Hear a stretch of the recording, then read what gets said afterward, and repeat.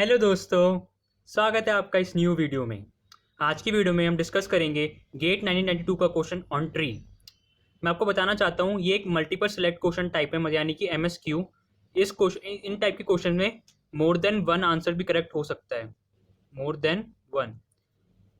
अभी जैसे आपको पता चला होगा गेट 2021 की जब डिटेल्स आई थी आईआईटी बॉम्बे के थ्रू, तो उन्होंने बताया था कि उसमें पेपर के पैटर्न में एमएसक्यू टाइप के क्वेश्चंस भी आ सकते हैं, जिसमें हर एक क्वेश्चन के मोर देन वन आंसर्स भी ऑप्शंस भी करेक्ट हो सकते हैं।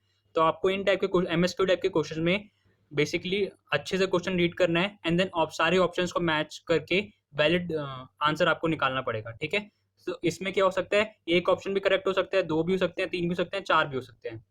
ठीक है, तो इन क्वेश्चन में नेगेटिव मार्किंग नहीं होती है, ये आपके लिए थोड़ा प्लस पॉइंट है। प्लस पर आपको इसको नहीं देखना है, नेगेटिव मार्किंग को नहीं देखना है, ध्यान में नहीं रखना है। आपको ये ध्यान में रखना है कि आपको क्या कहते हैं, एमएसक्यू टाइप के क्वेश्चंस को सॉल्व करने के लिए कंसेप्चुअल नॉलेज बहुत इंप्रूव होनी चाहिए, आपकी अच्छी होनी चाहिए, तभी आप इन टाइप के क्वेश्चंस को आप टैकल कर पाएंगे।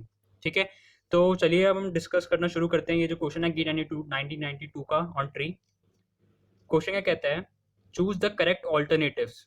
ठीक है, ये पहले बता रहा है choose the correct alternatives, more than one may be correct, एक से ज्यादा करेक्ट हो सकते हैं। ठीक है, right the corresponding letters only, जो ऑप्शन सही है उसके वो लेटर लिखने हैं हमें, बेसिकली जब आंसर शीट में जो भरना होगा उस टाइम का ये दिया हुआ है। ठीक है, अब आगे क्या दिया हुआ है, अ 2 3 ट्री इज सच दैट, एक इन्होंने अपने हिसाब से एक ट्री बना दिया 2 3 3, 2 3 ट्री, एक ट्री का नाम दे दिया 2 3 ट्री। जैसे हम ट्री पढ़ते हैं ना, फॉर एग्जाम्पल बाइनरी ट्री पढ़ते हैं, बाइनरी सर्च ट्री पढ़ते हैं, बीएसट्री पढ़ते हैं, वैसे एक इन्होंने अपने हिसाब से एक डेफिनेशन बना दी है 2 3 ट्री की। ठीक है, अब डेफिनेशन में देखते हैं, दो पॉइंट लिखे हुए हैं, वो हम पढ़ते हैं क्या कहना चाहते हैं। ऑल इंटरनल नोड्स, जो भी उस 2 3 ट्री की जो इंटरनल नोड्स होंगी, या तो उसमें उसके दो चिल्ड्रन होंगे या फिर तीन चिल्ड्रन होंगे। ठीक है, एंड सेकंड पॉइंट क्या कहता है, all paths from root to the leaves have the same length, जो रूट ट्री का रूट से, फॉर एग्जांपल एक ट्री बना लेते हैं,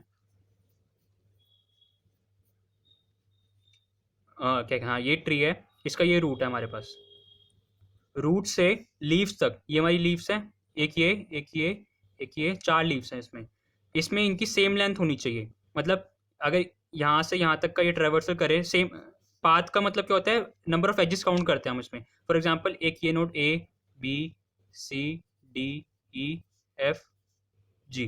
ठीक है, अगर आप ए से एफ तक का पाथ निकालेंगे, रूट से लीफ तक का, ए से एफ तक का पाथ निकलेगा, ए से बी, बी से डी, डी से एफ, तो इस पाथ की लेंथ कितनी होगी, 3 होगी। ए से एफ की लेंथ कितनी होगी, 3।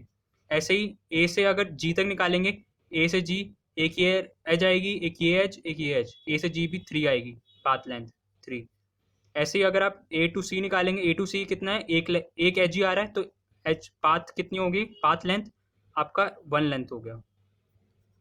ऐसे ही अगर ए टू ई निकाले, ए से बी आएंगे, बी से ई आएंगे, तो पाथ लेंथ कितनी हुई, दो एजेस हमने ट्रेवर्स करी बीच में, तो ए से ई कितना आया आपका, बेसिकली 2 आया।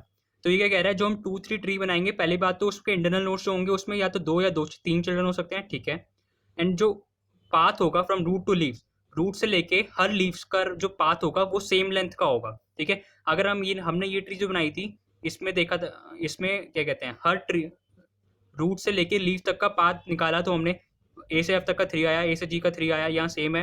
पर यहाँ पे ये चेंज आ गए, 1 और 2 आ गए, तो जो 2 3 ट्री होगी उसमें हर पाथ की जो लेंथ होगी वो इक्वल होगी फ्रॉम रूट टू लीव। ठीक है, ये हमें ध्यान रखना है 2 3 ट्री बनाते हुए।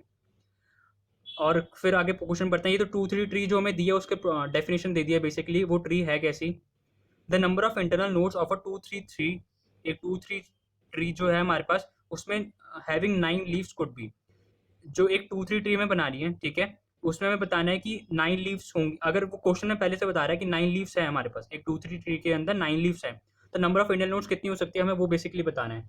ए ऑप्शन क्या कह रहा है, 4, बी ऑप्शन 5, सी 6, डी 7। तो चलिए ट्राई करते हैं ट्री बनाना, पहले 2 3 ट्री की डेफिनेशन को थोड़ा समझते हैं। तो इसकी डेफिनेशन में पहला पॉइंट ये कह रहा था, internal all internal nodes having two or either two or 3 children. ठीक है, हमारे पास दो पॉसिबिलिटीज हैं, 2 और 3 children for internal node. Internal node क्या होती है, जिसके मोर देन वन चाइल्ड होता है। ठीक है, एक या एक से ज़्यादा। ठीक है, इंटरनल नोड के दो या तीन चिल्ड्रन हो सकते हैं, तो इसमें बेसिकली कितनी पॉसिबिलिटी बन सकती है, या तो आप इंटरनल जो आप ट्री बनाएंगे, ठीक है, ट्री और चिल्ड्रन। या तो आप अलाउ करें कि ट्री में सिर्फ थ्री, हर इंटरनल नोड के सिर्फ 3 चिल्ड्रन हो, एक पॉसिबिलिटी वो हो सकती है। दूसरी पॉसिबिलिटी क्या हो सकती है, जो ट्री बनाएंगे उसमें सिर्फ 2 चिल्ड्रन हो हर इंटरनल नोड के, for each internal node, for each internal node. ये वाली भी 3 चिल्ड्रन होंगे फॉर ईच इंटरनल नोड।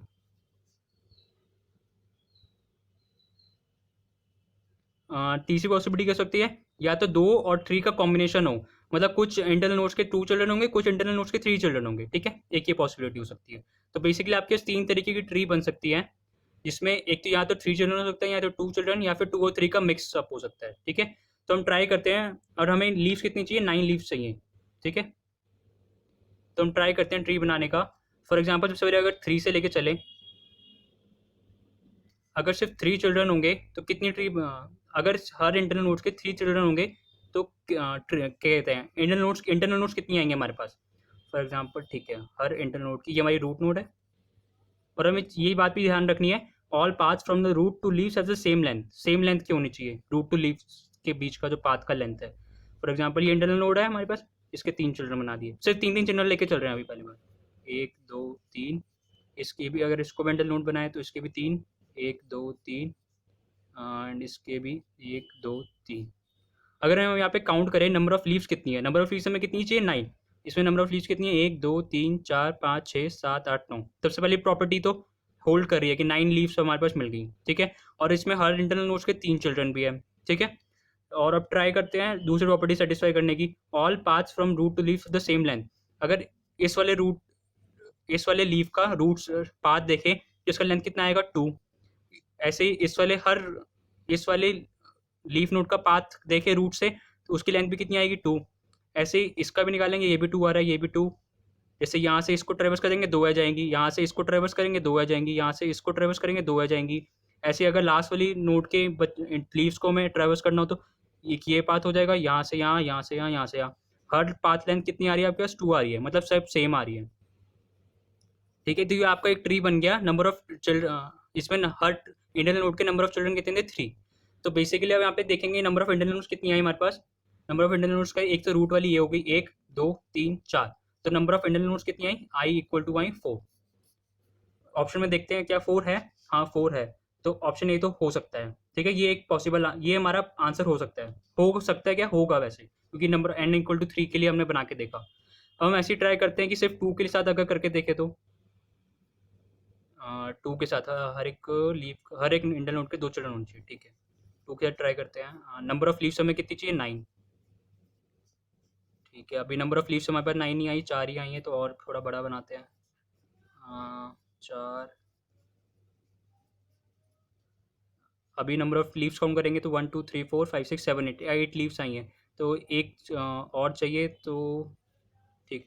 अब काउंट करते हैं number of leaves, 1 2 3 4 5 6 7 8 9। Number of leaves कितनी हो गई, लीव्स हो गई हमारे पास 9। अब इसमें देखते हैं कि ठीक है, नंबर ऑफ लीव्स 9 हो गई। हर इंटरनल नोड के या तो 2 चिल्ड्रन या तो 3 चिल्ड्रन थे, हमने इसमें 2 का केस लिया था, ठीक है। सेकंड वाला केस है, यहाँ पे 2 चिल्ड्रन है, पर इसमें आप देखेंगे सेकंड वाली प्रॉपर्टी होल्ड नहीं करी है।